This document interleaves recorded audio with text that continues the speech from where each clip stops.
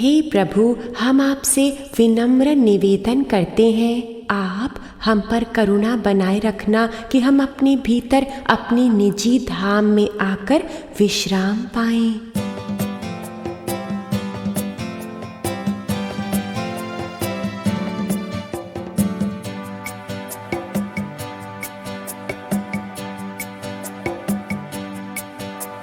सुखी बसे निज धाम में, दुखिया रहे न कोई, यही प्रार्थना हम सबकी भगवन पूरी होय।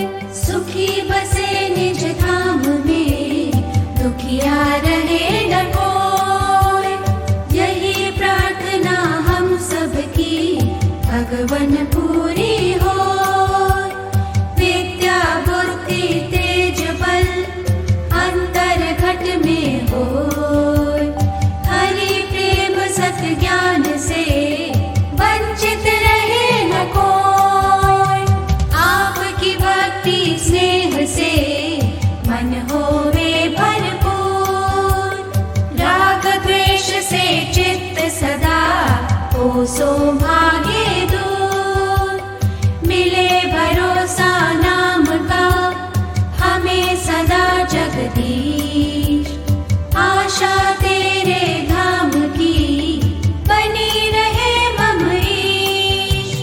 पाप से हमें बचाइए करके दया दयाल, अपना भक्त बनाए कर सबको करो निहाल। दिल में दया उदारता, मन में प्रेम और प्यार, हृदय में धैर्य समता हमको दो करतार। हाथ जोड़ विनती करें सुनिए कृपा निधान, साध संग सुख दीजिए दया नम्रता दान। हे माता मातेश्वरी सर्व सुखों की खान, शरण पड़े की लाज रख बख्शो विद्यादान।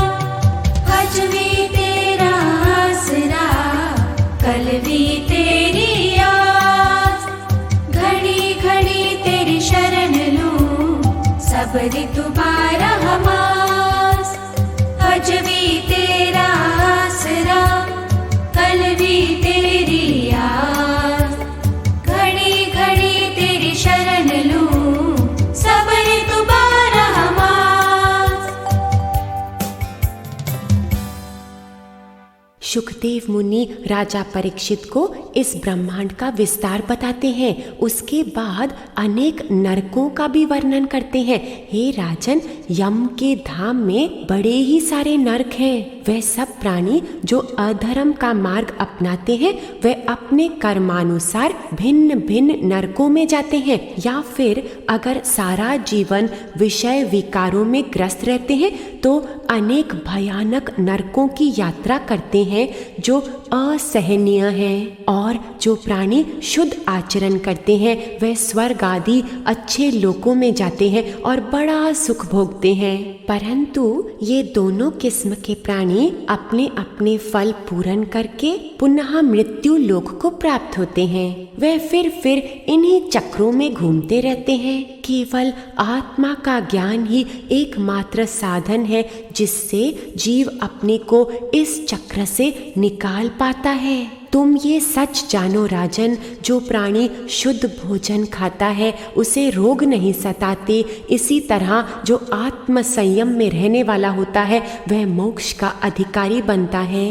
इसलिए जो साधक अभ्यास करते हैं, मन को एकाग्र करते हैं, इंद्रियों की शुद्धि और दान करते हैं और जिनके चित्त सबका आदर करने वाले बन जाते हैं, वह मन वचन और कर्म से किए गए बड़े से बड़े पापों से भी मुक्त हो जाते हैं। जैसे कि अग्नि एक बांस के वृक्षों का पूरा वन ही जला डालती है। और एक बात प्रीति लगा के सुनना राजन, पापी इंसान का अपने को पावन करने का सबसे उच्चतम मार्ग है भक्ति। भक्ति जो भगवान श्री कृष्ण को समर्पण हो जाते हैं और उनके सेवकों के सेवक बन जाते हैं, वह परम पद की प्राप्ति कर लेते हैं।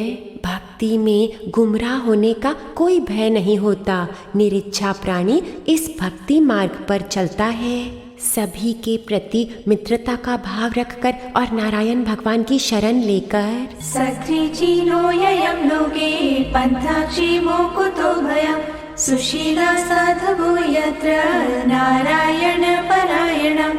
जैसे कि कितनी भी नदियों के जल एक मदिरा के प्याले को शुद्ध नहीं कर सकते, वैसे ही अनेक प्रायश्चित भी पूर्णतया उस प्राणी को शुद्ध नहीं कर सकते जो परमात्मा से विमुख हो। जिन्होंने केवल एक बार भी पूरी श्रद्धा से भगवान के चरणारविंद में मन लगाया है, उनके सत्यों को ग्रहण किया है, उन्हें स्वप्न में भी यम भगवान और उनके पाश के दर्शन नहीं होते, क्योंकि उनकी भक्ति से सारे प्रायश्चित पूरे हो जाते हैं। इस बात के प्रमाण में ज्ञानी एक प्राचीन कथा सुनाते हैं। एक कन्याकुब्ज नगर में एक ब्राह्मण रहता था, अजामिल नाम का। इस ब्राह्मण को वेदों का पूरा ज्ञान था और वह भगवत भक्त था, यज्ञ जप तप नित्य करने वाला।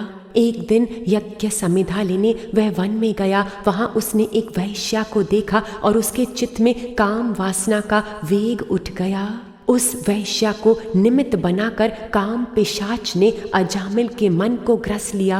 उसकी सदाचारी और शास्त्र संबंधी चेतना नष्ट हो गई। ये मन ही मन उस वैश्या का चिंतन करने लगा और अपने आत्मिक धर्म से विमुख हो गया। अपने पिता की सारी संपत्ति देकर उस वैश्या को रिझा लिया और फिर उसके लिए यहाँ वहाँ से पापमय धन लाने लगा। अपनी साध्वी पत्नी का त्याग करके वह उस वैश्या के साथ रहने लगा और उससे बहुत सारे बच्चे पैदा किए। एक समय एक महात्मा उस नगर से गुजर रहा था तो वह राह में अजामिल के घर आ पहुंचा। जब प्रभु कृपा करने पे आते हैं तो कोई भी रूप धारण करके अपने भक्त को बचाने आ जाते हैं। सबसे छोटे बालक को देखकर महात्मा ने पूछा, इसका नाम क्या है? स्त्री ने कहा, अभी तक इसका नाम ही नहीं रखा। तो फिर साधु ने उसका नाम नारायण रख दिया और वह वहां से चले गए। जब अजामिल लौटा तो स्त्री ने उसे सारी बात बताई। अजामिल को इस छोटे पुत्र से इतना प्यार था कि वह सारा समय उसे ही पुकारता रहता, नारायण नारायण नारायण। साध जनों, देखिए हमें नाम जपवाने की सद्गुरु की युक्तियाँ। अजामिल का अर्थ है अज यानी प्रकृति और मिल यानी मिल जाना। जब वह प्रकृति से मिल गया और पुरुष को विसार दिया तो वह अजामिल पापी बन गया। एक दिन अजामिल विश्राम कर रहा था तो उसने देखा एक भयानक नजारा। यम दूतों को देखा एक फांसी का फंदा लाते हुए। बड़े भय को प्राप्त होकर अजामिल अपने पुत्र को पुकारने लगा, नारायण नारायण। अहो ये क्या! अति सुंदर विष्णु दूत भी वहां प्रकट हो गए जो प्रभु स्वरूप ही थे। भगवान के पार्षदों ने यमदूतों से कहा, हे यमदूतों, इसने कोटि कोटि जन्मों की पाप राशि का पूरा प्रायश्चित कर लिया है, क्योंकि इसने विवश होकर ही सही भगवान के परम कल्याणमय नाम का उच्चारण जो किया है। श्री हरि की शरण ही सत्य धर्म है।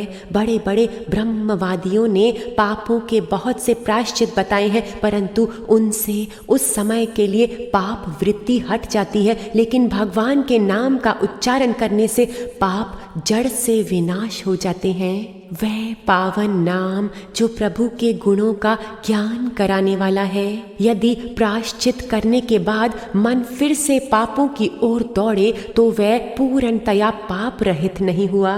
इसलिए साधकों ऐसा साधन करना चाहिए जिससे अशुभ कर्मों और वासनाओं की जड़ ही उखड़ जाए। भक्तों को बस भगवान के आत्मिक गुणों का गान करना चाहिए, क्योंकि ऐसा करने से चित्त सर्वथा शुद्ध हो जाता है। आइए शुद्धि ग्रहण करें।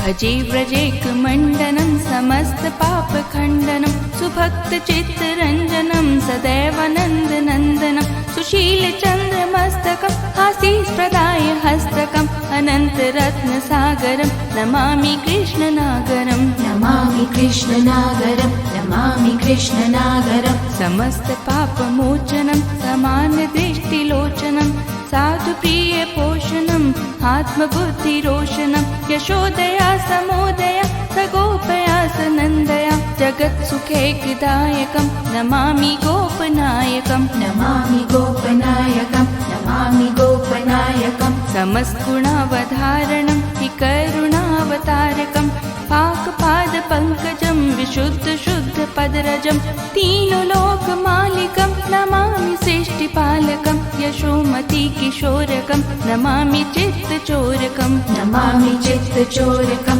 नमामि चित्तचोरकं गुणाकरं सुखाकरं कृपाकरं कृपापरं ध्यानयोगी सुर्लभं नमामि कृष्ण दुर्लभं जगद्गुरु परं गुरु अनादि आदि सद्गुरु दिने दिने नवं नवं नमामि वाणीसारणं नमामि वाणीसारणं नमामि वाणीसारणं भजे व्रजैकमण्डनं समस्तपापखण्डनं सुभक्तचित्तरञ्जनं सदैवानन्दनन्दनं यदा तदा यथा तथा तथैव कृष्ण सत्कथा सदा सदैव गीयतां तथा कृपा विधीयताम् तथा कृपा विधीयतां तथा कृपा विधीयताम्।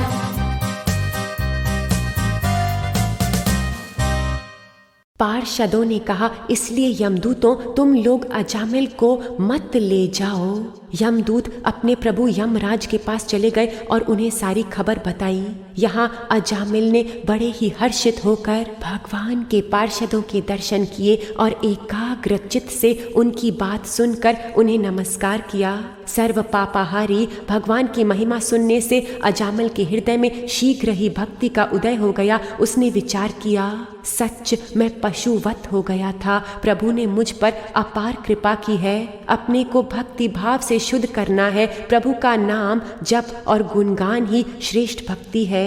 फिर अपने शरीर के प्रति मैं भाव का और संसारी पदार्थों के प्रति मेरे के भाव का सर्वथा त्याग करना होगा और फिर आत्मचिंतन के द्वारा आत्मसमर्पण करना होगा। ममाहमेति देहादौ हित्वा मिथ्यात्थधीमतिं धासे मनो भगवती शुद्धं तत्कीर्तनादिभिः। सुखदेव जी बताते हैं, उन भगवान के पार्षद महात्माओं का केवल थोड़ी ही देर के लिए सत्संग हुआ था।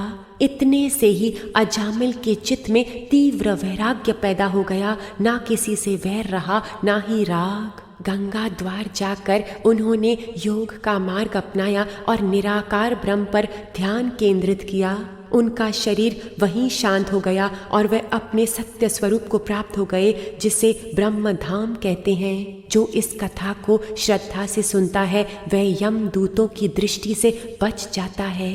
यम के साथ बातें करने से बच जाता है, जैसे कि भज गोविंदम में आता है, गीता का थोड़ा सा अध्ययन, गंगा जी की थोड़ी सी कृपा, भगवान प्यारे की थोड़ी सी अर्चना, ये सब साधन यम दूतों के साथ चर्चा करने से बचा लेते हैं।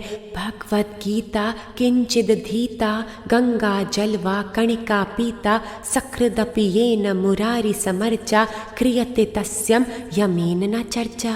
और यहाँ यम भगवान के पास देखिए क्या हो रहा है। यमदूत बड़े आश्चर्यचकित होकर कह रहे हैं, हम तो आपको ही परम प्रभु जानते हैं और मानते भी हैं। आपकी आज्ञा का उल्लंघन कौन कर सकता है?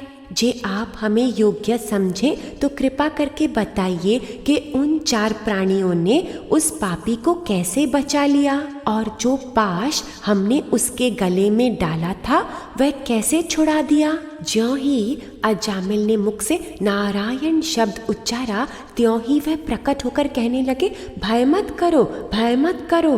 तब यमराज ने अपना चित्त श्री हरि के पावन चरणों में लगाकर बताया, जो परम परमात्मा है वो मैं नहीं हूँ, वो ही सारे ब्रह्मांड को धारण किए हुए हैं। जैसे वस्त्र में ताना बाना, और जो 4 लोगों का तुमने दर्शन किया वह सुंदर श्री हरि के पार्षद हैं। ये पैगाम लाने वाले हैं।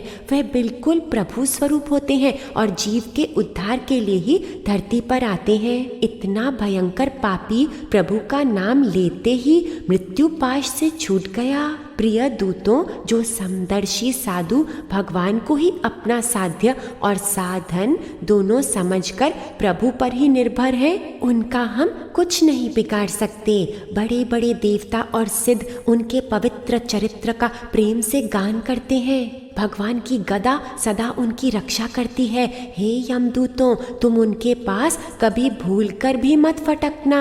उन्हें दंड देने का सामर्थ्य ना हम में ही है, ना साक्षात काल में है। यमराज ने कहा, जिनकी जीभ भगवान के गुणों का और नामों का उच्चारण नहीं करती, जिनका चित्त प्रभु के चरणारविंदों का चिंतन नहीं करता और जिनका सिर एक बार भी भगवान के चरणों में नहीं झुका, उन भगवत सेवा विमुख पापियों को ही मेरे पास लाया करो।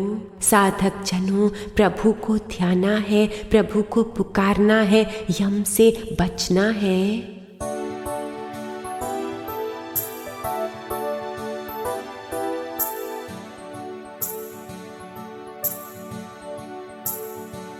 तेरी चौखट पे आना मेरा काम था, उम्र भर तो ये मुझसे किया ना गया। तेरी रहमत को क्यों कर मैं इल्जाम दूं, उसको बख्शीश का मौका दिया ना गया।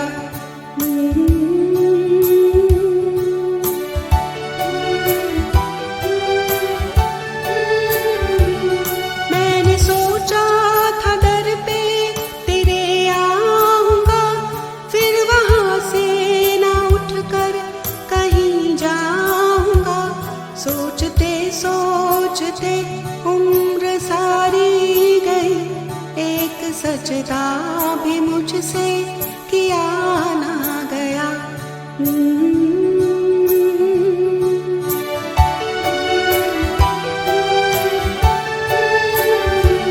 तेरी रहमत बरसती रही रात दिन, तार तार अपना दामन रहा उम्र भर। मैं समेटूं कहाँ रहमतों को तेरी, चाक दामन था मुझसे सिया ना गया।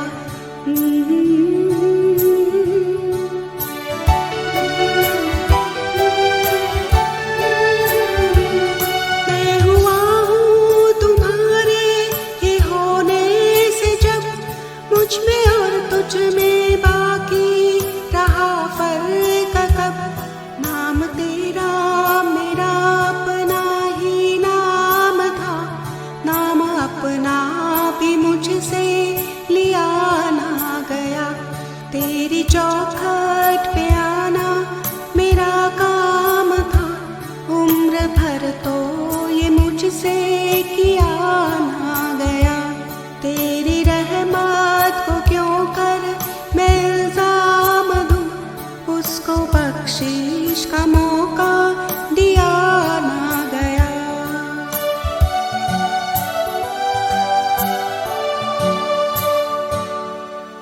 एक और अद्भुत लीला हुई। भगवान विष्णु के दरबार में अजामिल की बात छिड़ी तो किसी ने प्रश्न किया कि आपने उसे कैसे मुक्त किया। प्रभु प्यारे ने कहा, उसने मेरा नाम जपा इसलिए। तो वो कहने लगा, भगवान सब जानते हैं कि वो अपने पुत्र नारायण को पुकार रहा था, आपका नाम तो वो जानता भी नहीं। भगवान मुस्कुराते हुए कहते हैं, कोई बात नहीं, मैं तो अपना नाम जानता हूँ ना। साधकों ने सुन लिया ना, भगवान से बड़ा भगवान का नाम। कई लोग कहते हैं क्योंकि कलयुग में लोगों से और कोई साधन नहीं होगा, इसलिए प्रभु ने एक साधारण साधना बता दी है, नाम जप। वास्तव में सत्य तो ये है कि कलयुग में इतने भयंकर पाप हैं कि उनका नाश करने के लिए बड़ा ही शक्तिशाली साधन चाहिए, वो है नाम जप। अब एक अन्य दक्ष की कथा। एक दक्ष थे जिन पर प्रभु की बड़ी कृपा थी। उनके बड़े सारे पुत्र थे। उनके सारे पुत्र शुद्ध आचरण और पावन स्वभाव के थे। पिताजी ने कहा, अब तुम सब गृहस्थ बसाओ और संतान उत्पन्न करो। तब उन सब ने कहा, गृहस्थी सुंदर होए और संतान उत्तम संस्कारों वाली प्रकट हो, इसके लिए पहले हम समुद्र किनारे जाकर कुछ साधना करेंगे। ऋषियों की पावन धरती पर जब वह तप कर रहे थे, तब करुणामय नारद जी वहां प्रकट हो गए, क्योंकि जहां शिष्य सत्य ग्रहण करने के लिए तैयार होते हैं, वहां गुरुदेव स्वयं ही प्रकट हो जाते हैं। देवर्षि नारद ने उन्हें तब ब्रह्म ज्ञान का उपदेश दिया। अब ये पुत्र ज्ञान ध्यान में इतने मग्न हो गए, वह मुड़कर वापस घर ही नहीं लौटे।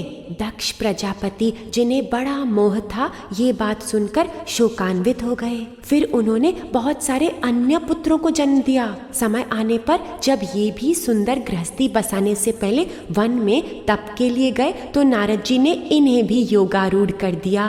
दक्ष प्रजापति अब नारद जी पर बड़े क्रोधित हो उठे। पहले की भांति अब की बार भी नारद जी ने मेरे पुत्रों को चौपट कर दिया। जब नारद जी उनसे मिलने आए तो बड़े गुस्से से बोले, तुमने तो झूठ मूठ साधुओं का वेश बना रखा है। तुमने तो मेरे पुत्रों का सारा सुख ही नष्ट कर डाला। साधकों, संसारी आदमी यही सोचता है कि सुख संसार में है, क्योंकि वह उस आनंद के बारे में कुछ भी नहीं जानता जो सदा के लिए रहता है अपने भीतर। इसलिए वह अपनी संतानों के लिए भी संसारी सुखों की ही इच्छा करता रहता है और उसे योग में जाने से रोकता है। फिर उनके लिए सुख के बजाय दुख की प्राप्ति करा देता है। ये कैसा प्रेम है? तो फिर दक्ष प्रजापति ने नारद जी को श्राप दे दिया, जाओ और लोक लोकांतरों में भटकते रहना, कभी भी तुम्हारे लिए ठहरने की ठौर नहीं होगी। तुम किसी स्थान पर ज्यादा समय नहीं रुक पाओगी। संत शिरोमणि नारद जी ने बहुत अच्छा कहकर दक्ष का श्राप स्वीकार कर लिया। संसार में बस साधुता इसी का नाम है कि बदला लेने की शक्ति होने पर भी दूसरे का किया हुआ अपकार ईश्वर की कृपा जानकर स्वीकार कर लिया जाए। साधकों, इससे क्या फर्क पड़ता है कि सद्गुरु देव जी कहीं बड़ा लंबा समय बैठे या फिर वह कुछ ही क्षण प्रकट हों। अरे, उनके कुछ क्षण भी अनंत कृपाओं को प्राप्त करा सकते हैं। वह कालातीत त्रिगुण रहित हैं, वह आत्मा है। तो नारद जी कहीं भी रुकेंगे, सबका उद्धार ही करेंगे, चाहे वो कुछ क्षणों के लिए ही क्यों ना हो। आइए अब देखें प्रभु की कृपा इंद्रदेव पर। सब जानते हैं ना कि इंद्रदेव को त्रिलोकी का ऐश्वर्य प्राप्त है। तो एक बार उसे घमंड आ गया। एक समय वह अपनी पत्नी शची के साथ ऊंचे सिंहासन पर बैठे हुए थे। उसी समय देवों के आचार्य गुरु बृहस्पति जी पधारे और इंद्र अपने को उनसे बड़ा जानकर बैठे रहे। ना उन्हें नमस्कार किया, ना आसन आदि देकर उनका सत्कार किया। उनका भाव बड़ा ही अशुद्ध था। गुरुदेव चुपचाप वहां से चले गए। अब इंद्र को बड़ा पछतावा हुआ, क्योंकि सद्गुरु हमें अपनी भूल नहीं बताते, परंतु हमारे चित्त में आत्मदेव तो है ना, हमें सब कुछ दिखाने वाले। इंद्रदेव ने विचार किया, मेरे प्यारे गुरु ज्ञान के अथाह समुद्र हैं, उनके चरणों में मैं मत्था टेककर उन्हें मनाऊंगा। परंतु बृहस्पति जी अंतर ध्यान हो गए। देवताओं के बहुत ढूंढने पर भी वह कहीं नहीं मिले। और क्योंकि निराकार सब पापों के लिए क्षमा कर देते हैं, परंतु गुरु अपमान के लिए हमें बहुत प्रायश्चित करना पड़ता है, इसलिए इंद्र का सारा ऐश्वर्य जाता रहा। अब एक युद्ध सामने आया और देवों के गुरु ही नहीं थे, तो क्या करें? हमारे भीतर भी सत असत का युद्ध आता है, तो हमें सत्य को जिताने के लिए गुरुदेव की कृपा तो चाहिए ना। तो ब्रह्मा जी ने सलाह दी, तुम विश्वरूप के पास चले जाओ, उनकी कृपा से कुछ हो सकता है। विश्वरूप के पास जाकर इंद्रदेव ने प्रार्थना की, जिन्होंने देवताओं को नारायण कवच बताया। अब विश्वरूप देवों के लिए यज्ञ करने लगे, लेकिन उनके चित्त में कुछ प्रीति दैत्यों के लिए भी थी, तो वे ऊंचे स्वर से देवताओं के लिए आहुति देते और छिपकर दैत्यों के लिए भी आहुति दिया करते थे। देवराज इंद्र ने ये देख लिया, भयभीत होकर उन्होंने विश्वरूप का सिर काट दिया। तो फिर विश्वरूप के पिता ने एक बड़ा भयानक दैत्य प्रकट किया जिसका नाम था वृत्तासुर। वृत्तासुर को देखकर सब लोग इधर उधर भागने लगे। देवों ने वार किया, परंतु वृत्तासुर उनके सारे शस्त्र निगल जाता। तो देवता दीनहीन उदास होकर आदि पुरुष श्री नारायण भगवान की शरण में गए। भगवान के पास तो हर समस्या का हल है। उन्होंने कहा, देर मत करो, ददीची ऋषि के पास जाओ और उनसे उनका शरीर मांग लो, जो उपासना, संयम और तप के द्वारा बड़ा ही शक्तिशाली हो गया है। ददीची ऋषि के पास शुद्ध ब्रह्म का ज्ञान है। उन्हीं के उपदेश से दोनों अश्विनी कुमार मुक्त हुए थे।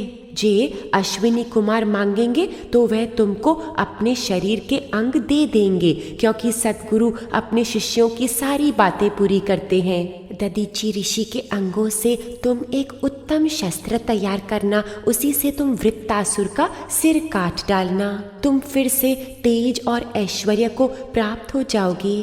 साधकों, हृदय में सच्चा प्रायश्चित हो तो प्रभु मार्गदर्शन कर देते हैं। ददीची ऋषि ने देवों की प्रार्थना सुनते ही अपने शरीर को तुरंत समर्पण कर दिया। विश्वकर्मा ने उनकी दिव्य हड्डियों से एक वज्र बनाया और इंद्रदेव को दे दिया। इंद्रदेव ऐरावत हाथी पर चढ़कर वृत्तासुर को मारने के लिए चले। साधकों, सच्ची कुर्बानी देख रहे हैं ना? जो योगी हरि अर्पण करके बैठे हैं, उनका अपना कुछ भी नहीं होता, ना तन, ना मन, ना समय, ना विचार।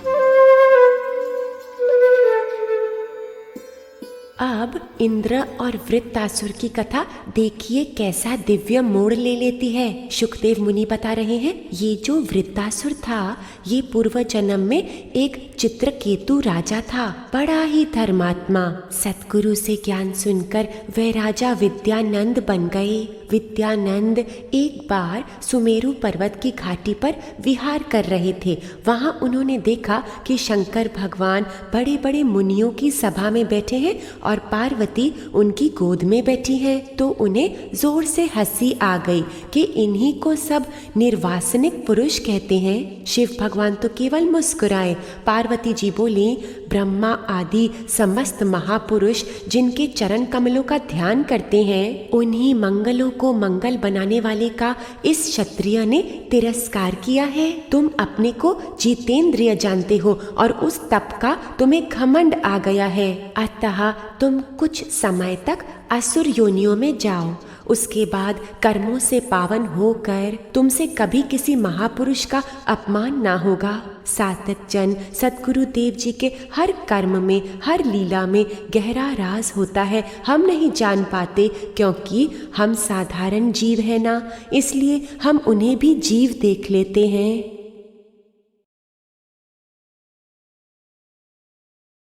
हमें अपने मुख और मन को प्रभु की लीला है ऐसा जानकर पवित्र रखना है। जीव ब्रह्म को नहीं जान पाता तो उसे उनके आगे समर्पण कर देना चाहिए।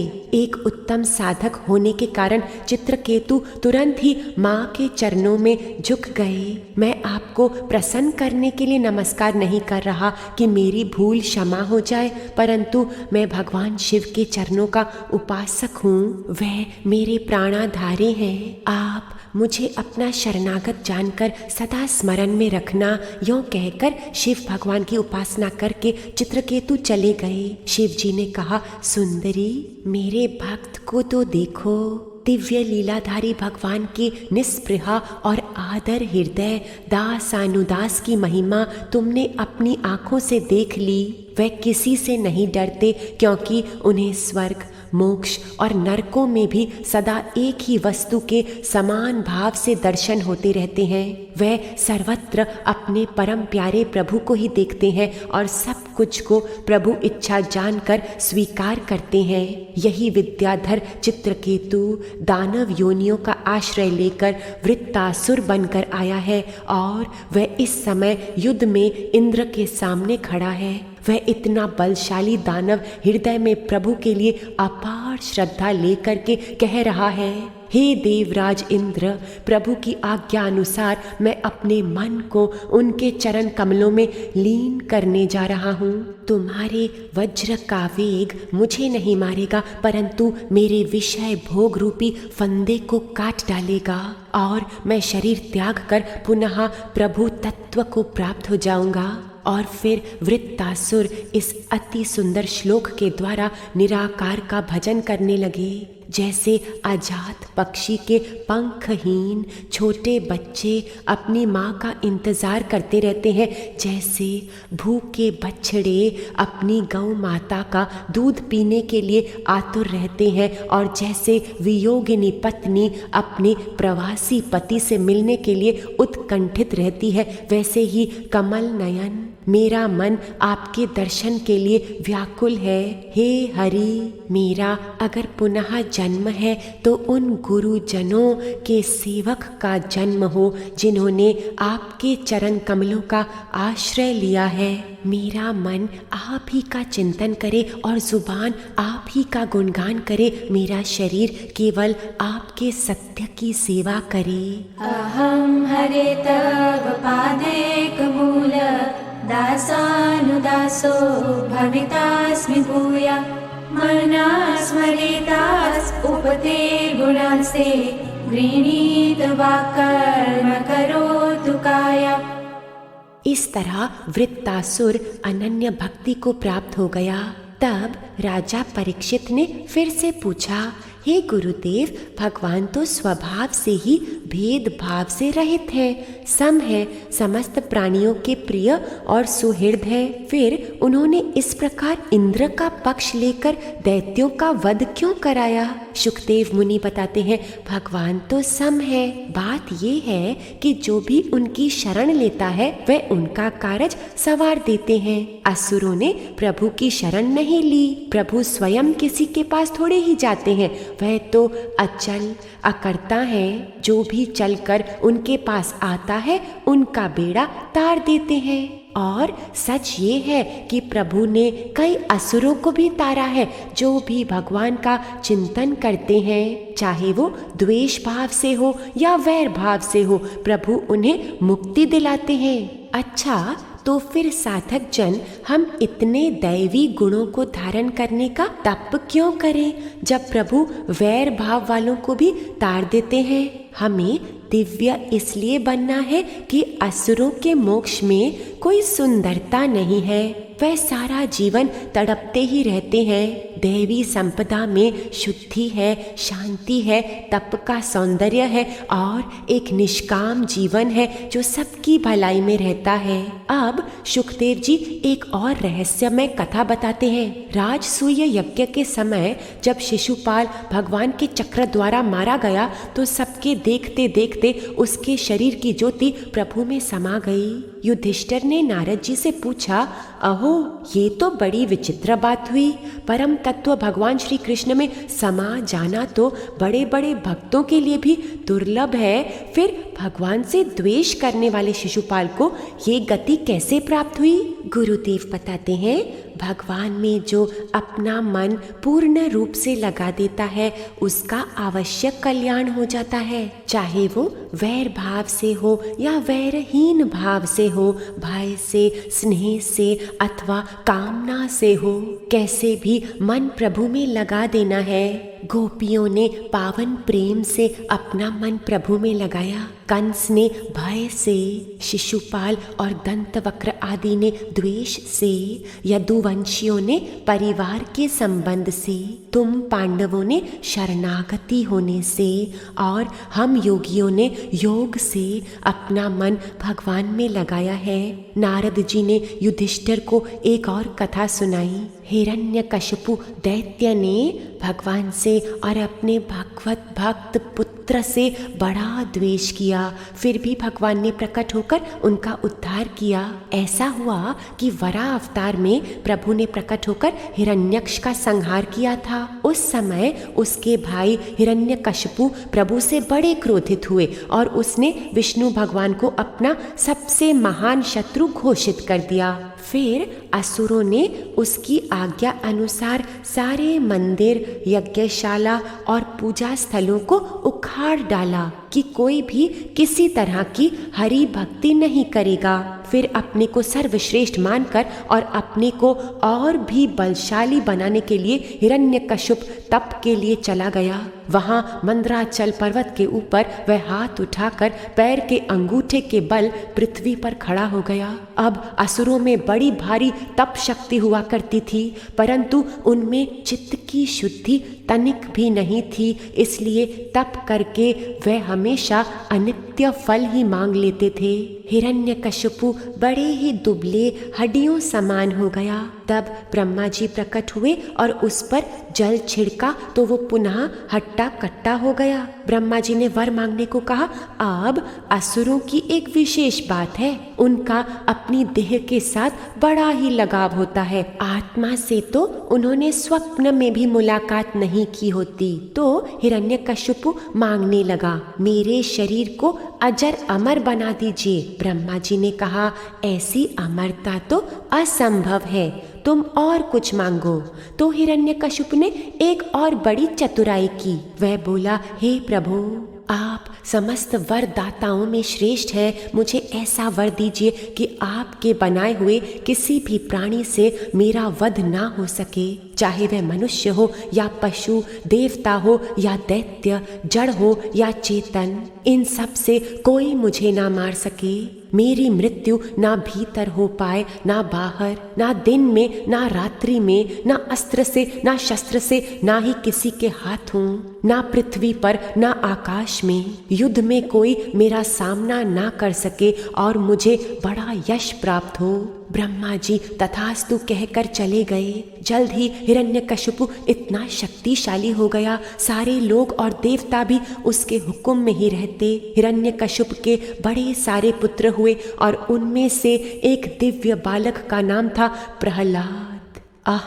प्रहलाद पुत्रों में ये तो सबसे छोटे थे, परंतु आत्मिक गुणों में सबसे बड़े। वह बहुत ही संत सेवी थे, ब्रह्म के उपासक, सौम्य स्वभाव, सत्य प्रतिज्ञ एवं जितेंद्रिय थे तथा समस्त प्राणियों के साथ अपने ही समान समता का बर्ताव करते थे और सबके प्रिय और सच्चे हितैषी थे। ब्रह्मण्यशील संपन्ना सत्य संधो जितेंद्रिय आत्मवत् सर्वभूतानां एका प्रिय सुरेत्तमा। प्रहलाद बड़े लोगों के चरणों में सेवक की तरह झुक कर रहते थे, गरीबों पर पिता का सा स्नेह रखते थे, बराबरी वालों से भाई सा प्रेम था और गुरुजनों में भगवत भाव रखते थे। विद्या, धन, सौंदर्य और निर्मलता से संपन्न होने पर भी घमंड ने उन्हें छुआ तक नहीं। दासवत्संगदायांघ्रि पितृवद्दीनवत्सला भ्रातृवत्सदृशे स्निग्धो गुरुषु ईश्वर भावना विद्यार्थ रूप जन्माढ्यो मानस्तंभाववर्जिता।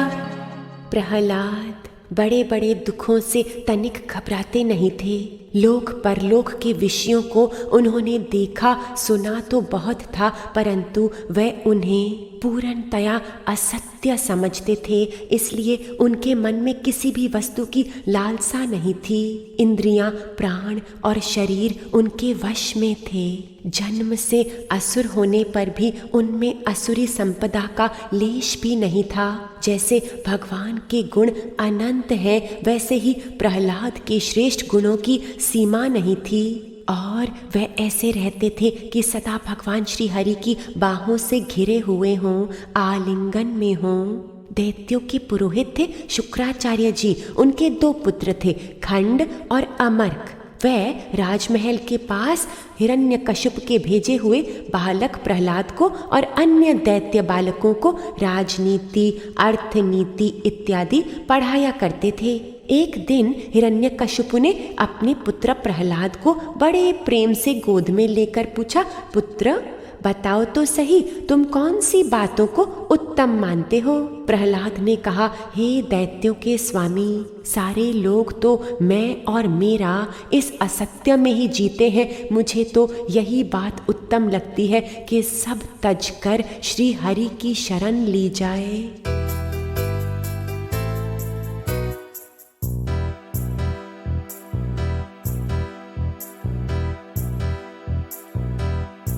जय जय नारायण नारायण हरि हरि, स्वामी नारायण नारायण हरि हरि। हमने देखा तो ये जाना, जग विषयों में है बस दगा ही दगा, दगा ही दगा।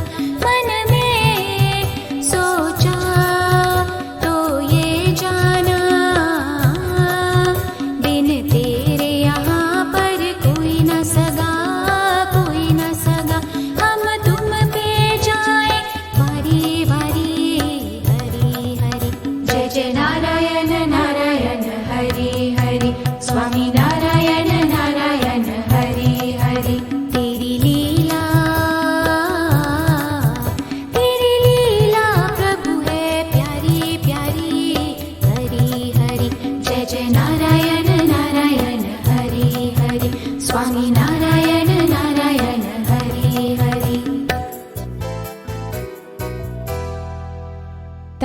हिरण्यकशिपु हंस पड़े।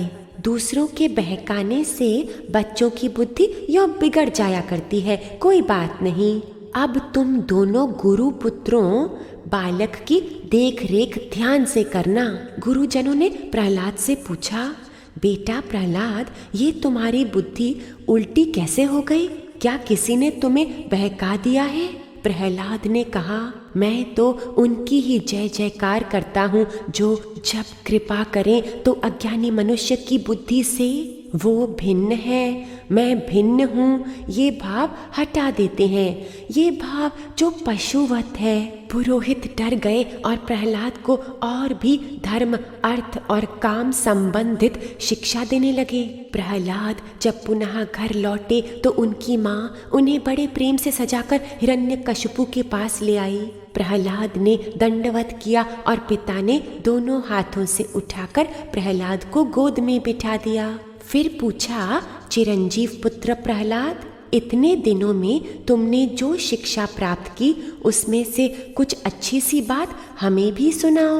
प्रहलाद ने कहा, पिताजी, विष्णु भगवान की भक्ति के 9 भेद हैं। निराकार के गुणों का श्रवण, उनके नामों का कीर्तन, उनके ज्ञान का स्मरण, उनके चरणों की सेवा पूजा, अर्चन, वंदन, उनके भक्तों के दास प्रति दास भाव, हृदय की सारी बातें प्रभु को अर्पण करना, सखा भाव और आत्मसमर्पण, अपना तन मन उनकी शरण में छोड़ देना।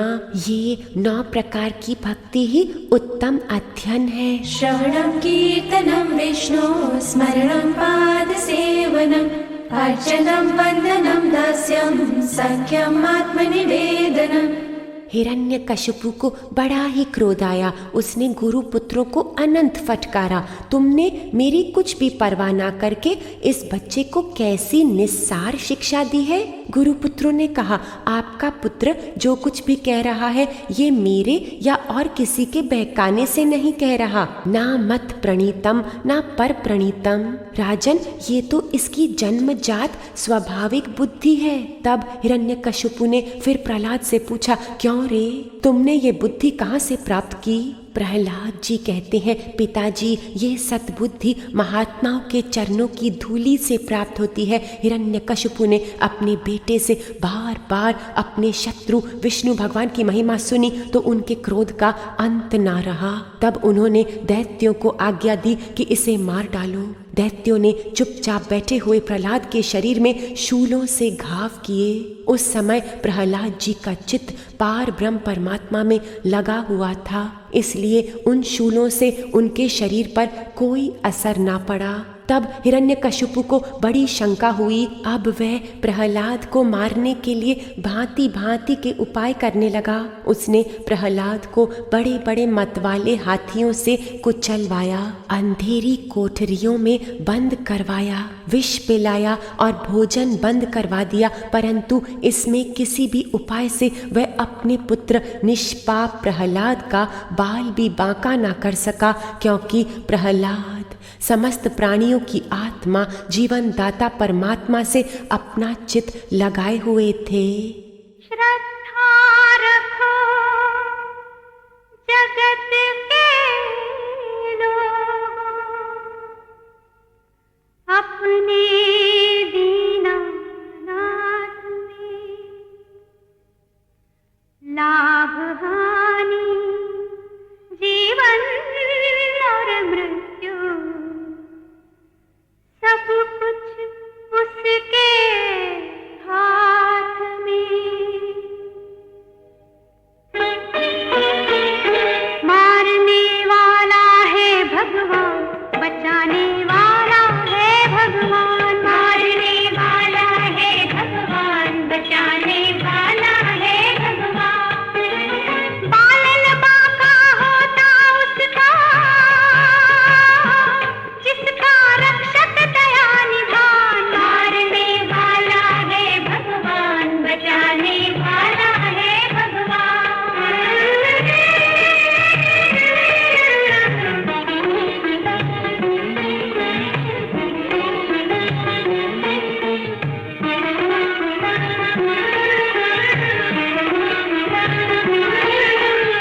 त्याग दो रे भाई फल की आशा, स्वार्थ बिना प्रीत जोड़ो। कल क्या होगा इसकी चिंता, जगत पिता पर छोड़ो। क्या होनी है क्या न होनी, क्या होनी है क्या न होनी, सबका उसको ज्ञान। मारने वाला है भगवान, बचाने वाला है भगवान। मारने वाला है भगवान, बचाने वाला है भगवान।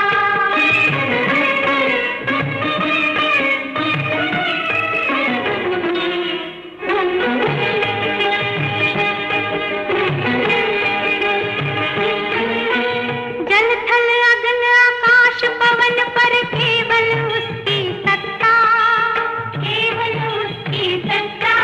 ओ जल थल अगन आकाश पवन पर केवल उसकी सत्ता। प्रभु इच्छा के बिना यहाँ पर हिल न सके एक पत्ता, हिल न सके एक पत्ता। उसी का सोचा यहाँ पे होता, उसी का सोचा यहाँ पे होता, उसकी शक्ति महान। मारने वाला है भगवान, बचाने वाला है भगवान। मारने वाला है भगवान, बचाने वाला है भगवान। दयालुआ, बचाने वाला है भगवान। दयालुआ है भगवान, बचाने वाला है भगवान। मारने वाला है भगवान, बचाने वाला है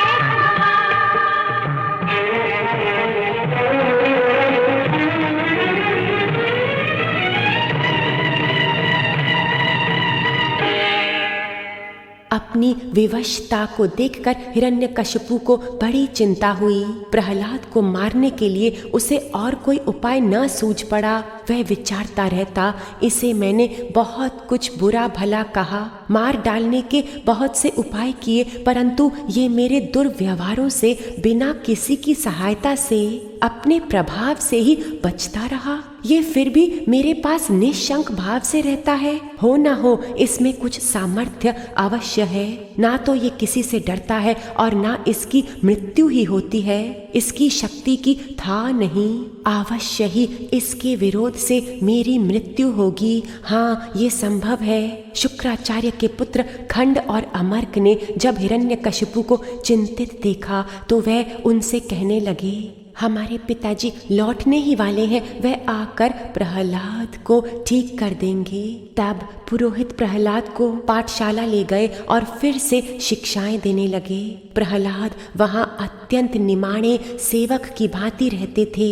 एक दिन गुरुजी किसी काम से बाहर गए। छुट्टी मिल जाने के कारण बालकों ने प्रहलाद को खेल के लिए पुकारा। प्रहलाद जी परम ज्ञानी थे। उनका प्रेम देखकर उन्होंने उन सब बालकों को बड़ी मधुर वाणी से पुकार कर अपने पास बुला लिया और वह आनंदमय सत्संग करने लगे।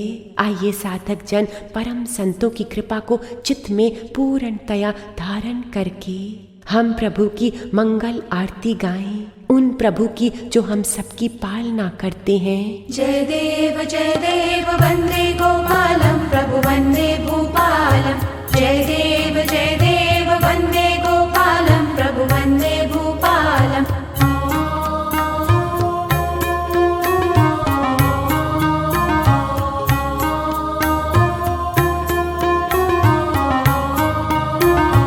निर्गुण सगुणकारं साकार निराकारं, प्रभु साकार निराकारं। आनंद नंद कुमारं स्मरहर सुखकारं, प्रभु वंदे गोपालम। जय देव वंदे गोपालम, प्रभु वंदे भूपालम। वृंदावन संचारं आत्मिक गुणहारं, प्रभु आत्मिक गुणहारं। कृपया पारावारं गोवर्धन धारं, प्रभु वंदे गोपालम। जय देव वंदे गोपालम, प्रभु वंदे भूपालम। मुरलीवादनशीलं ज्ञानामृत गीतं, प्रभु ज्ञानामृत गीतं।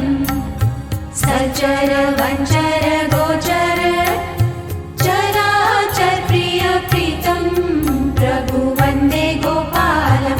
जय देव वंदे गोपालम, प्रभु वंदे भूपालम। शरणागतं दरितं अगणित तव चरितं, प्रभु अगणित तव चरितं।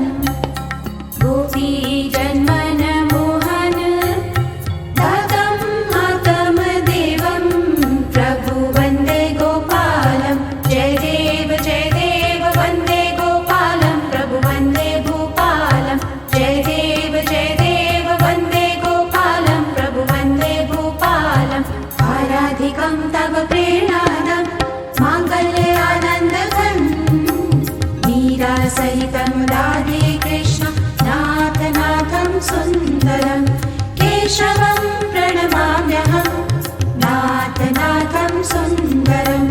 आराधिकं तव प्रेरणादं माङ्गल्यानन्दघं, मीरा सहितं राधे कृष्ण राधे कृष्ण राधे कृष्ण राधे कृष्ण राधे कृष्ण राधे कृष्ण राधे कृष्ण राधे कृष्ण राधे कृष्ण।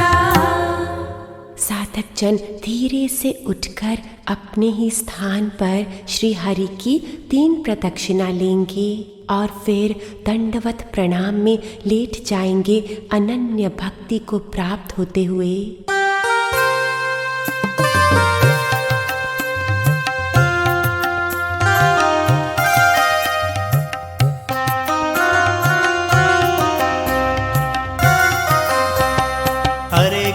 हरे हरे कृष्ण कृष्ण कृष्ण हरे हरे, हरे राम राम राम हरे हरे। हरे कृष्ण कृष्ण कृष्ण हरे हरे, हरे राम राम राम हरे हरे। हरे कृष्ण कृष्ण कृष्ण हरे हरे, हरे राम राम राम हरे हरे। हरे कृष्ण कृष्ण कृष्ण हरे हरे, हरे राम राम राम हरे हरे। हरे कृष्ण कृष्ण कृष्ण हरे हरे, हरे राम राम राम हरे हरे। हरे कृष्ण कृष्ण कृष्ण हरे हरे, हरे राम राम हरे हरे। हरे कृष्ण कृष्ण कृष्ण हरे हरे, हरे राम राम राम हरे हरे। हरे कृष्ण कृष्ण कृष्ण हरे हरे, हरे राम राम राम हरे हरे। हरे कृष्ण कृष्ण कृष्ण हरे हरे, हरे राम राम राम हरे हरे। हरे कृष्ण कृष्ण कृष्ण हरे हरे,